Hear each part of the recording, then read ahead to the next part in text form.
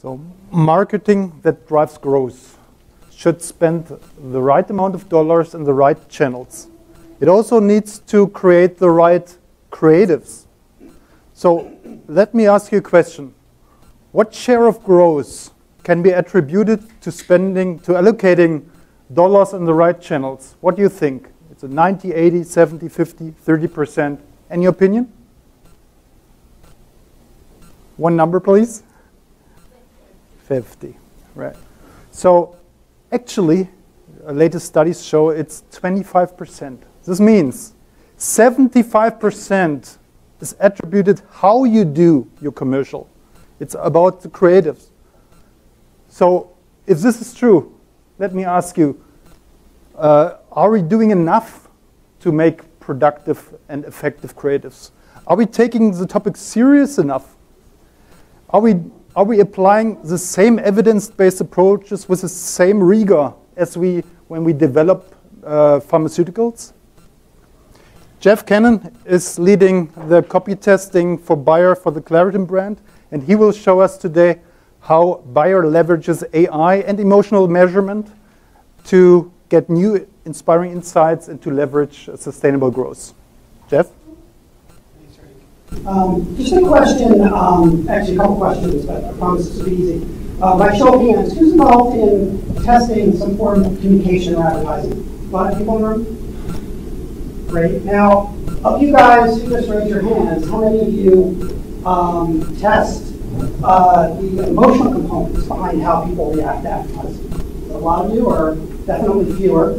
And then one last question, how many of you understand the causal drivers that lead to the success of those ads? And I see like 2 hands now. You know, that's the challenge today, is to really get underneath. And there's sort of a million methodologies out there that help us get to how effective are our ads. And you know, typically we look at you know, purchase and data metrics and ad recall and breakthrough metrics and things like that. How do you really get underneath that, I think, is part of the key challenge today.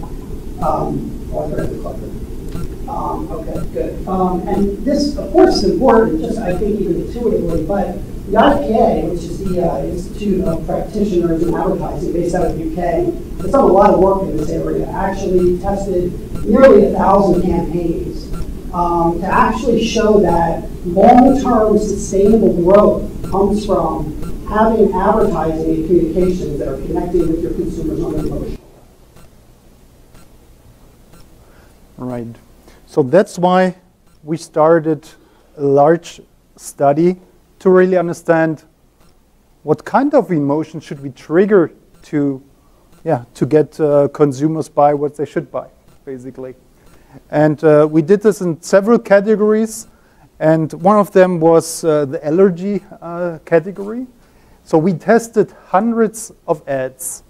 We used an emotion-based copy testing approach where we measure the intuitive emotional reaction of consumers on the 7 basic Ekman emotions. But we did more. We measured at brand linkage, whether or not they learned something, whether or not they like the brand strength, and the purchase intention. So we built a holistic model on how an advertising is perceived. But we added more. We used a content analysis methodology, which is basically 3 experts independently describing and coding what is actually happening in a spot. So there is a code book with 200 categories. 100 of, or 90 of the categories describing creative vehicles. This is like, is there a celebrity? Does it use music? Which kind of music? What kind of storyline? Is it the problem solving storyline? All those very tactical tools which make an advertisement is described. The other component of the codes is emotional triggers. This is the overarching emotional message of a spot. Let me show you now 3 examples what it really means, the emotional message of a spot. So such pictures is about family love. Family love is the most important thing.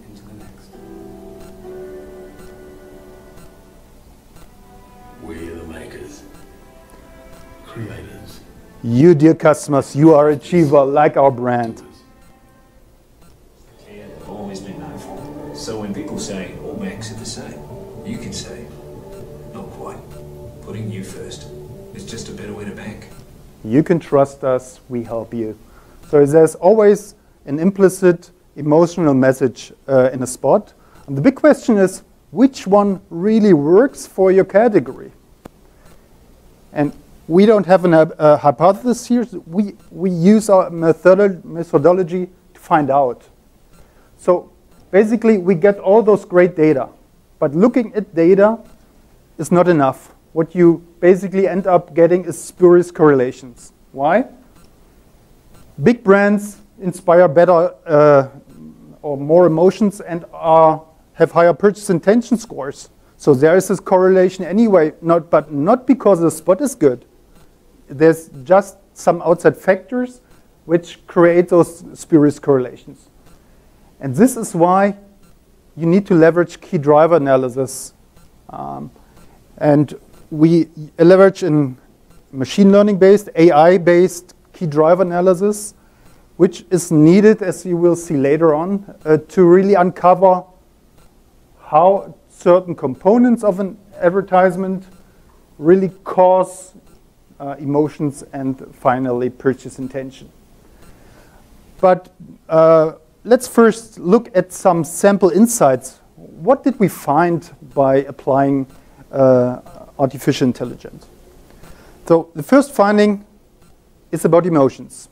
So we learned that purchase intention is driven by that the consumer learns something, links the brand to the spot, and likes it.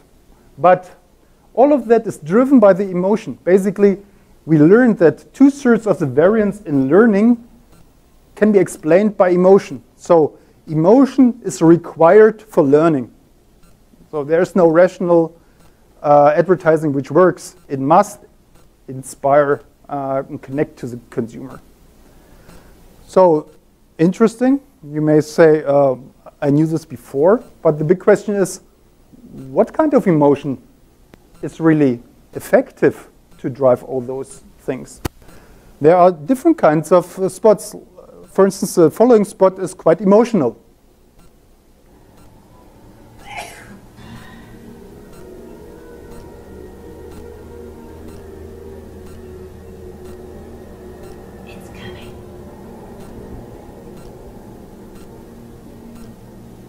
Ooh.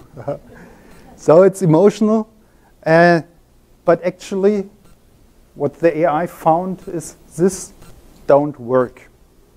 In the same way as, for instance, anti-smoking campaigns, if you leave the customer with negative emotions, it will not trigger behavior. So we found a clear hierarchy across all categories. We found you need to leave the consumer with a happy feeling. And surprise is a good trigger for happiness. Fear and sadness can be used productively, but need to be solved and end in a happy feeling. And if you create consumers to have contempt or disgust feelings, like the spot you said, it always destroys the effectiveness of a spot. This is about emotion. But then the big question is, what are the emotional triggers of the category that really works? So let's look at the allergy category. So a typical allergy spot looks like this. Provides unsurpassed relief. It's 24-hour non-drowsy and prescription strength. Free yourself with Clear Spray. So it is about relief. Yeah? When you take this, you feel relieved. And in a lot of other spots use suffering. 90% of all allergy spots use relief or suffering. What do you think? Which one works, relief or suffering? Who hands up for who think relief works? Quite a lot. Who think suffering works? So quite a few. So you are close to the truth, but the truth, so what we found is that both don't work, relief is not enough to create strong relevance to the customer. It's kind of a given. It's not strong enough to really connect to the customer. Suffering is even worse. But if you really want to have a very effective advertising in allergy, you should be doing like this. Allergies can distract you. So when your symptoms start, doctors recommend taking non-drowsy Claritin every day of your allergy season. Yeah, you feel it. Don't take the right medication. Don't be one of those losers that don't take it. So it's a creative vehicle that really works in any category. And this is what makes allergy spots strong. There could be others, but there isn't, in the hundreds of ads we tested, there is nothing which works better than that. And every category has different emotional triggers. Let's have a look which kind of creative vehicles are useful. Especially music is known to create an emotional bond, right? So that's why nearly every spot uses music like this. Now he can run wild with the rest of the pack. With children's Zyrtec, he can love the air. So, but what the machine learning found is this is not enough to break through the clutter to really create happiness. If you want to create happiness and connect with customers with music, you should use a well-known song with lyrics that correspond to the content of your advertising, like this. I can see clearly now, the rain is gone. Non-drowsy children's Claritin relieves kids' worst allergy symptoms for 24 hours. Plus, it's the #1 pediatrician recommended non-drowsy brand. Gonna be a bright, sunshiny day. And your stomach tells you this is much more, feels much more relevant to you than the former spot, right?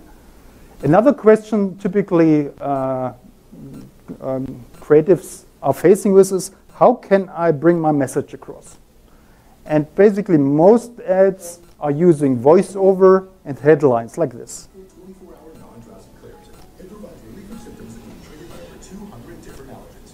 They provide an overdose of information, and we found that it doesn't really work. What much better works is to use the most simple way.